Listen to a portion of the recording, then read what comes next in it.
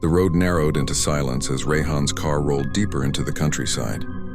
He had been driving for hours, the city's noise fading behind him until the world felt empty. Outside, the trees pressed in close, their branches like blackened fingers scratching against the fading light. He slowed as the house came into view. It was older than he expected. Not ruined, not broken, just waiting. The shutters hung unevenly, the porch sagged, and the windows looked out at him with the stillness of eyes that had seen too much. The air was damp, carrying the smell of moss and wood that had been left wet too long. Rehan killed the engine. For a moment, the silence was so complete that he could hear his own heartbeat. The house loomed ahead, its roof cutting a jagged shape into the darkening sky. He told himself it was only a building, only bricks and wood, but something about it refused to be reduced to simple parts. It seemed aware. He had inherited it from an uncle he barely remembered, a man who'd lived alone and died quietly. The lawyer's letter had been simple. The property now belongs to you. Rehan had imagined something smaller. A cottage, not this. The key was heavy in his pocket, the metal already cold before he touched it.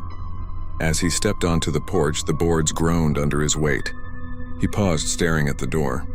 The wood was dark, scarred by scratches that didn't look like age. He tried to imagine his uncle here, unlocking this door every night, walking into a home filled with silence.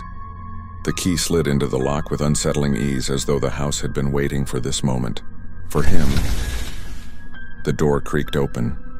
The air inside was stale, thick with the scent of dust and something sour underneath it, like water trapped in stone. His flashlight beam cut across the hallway, landing on wallpaper that had peeled into curling strips, revealing yellow plaster beneath.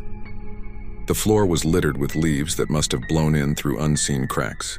Rehan stepped inside, and the door shut behind him with a finality that made his stomach tighten. He turned the flashlight slowly. The beam caught framed photographs hanging crookedly along the wall. Faces stared back at him, blurred with age. Their eyes, though faded, seemed fixed, watching. Every sound felt too loud. The crunch of his shoes on grit, the sigh of the house settling. He told himself it was just old, just empty. But standing there in the gloom, he couldn't shake the feeling that the air was crowded, as if something else lingered, just beyond the circle of light. Somewhere deeper in the house, a floorboard shifted. Not the sharp pop of settling wood, but the deliberate weight of a step. Rehan froze. The beam of his flashlight trembled against the wall.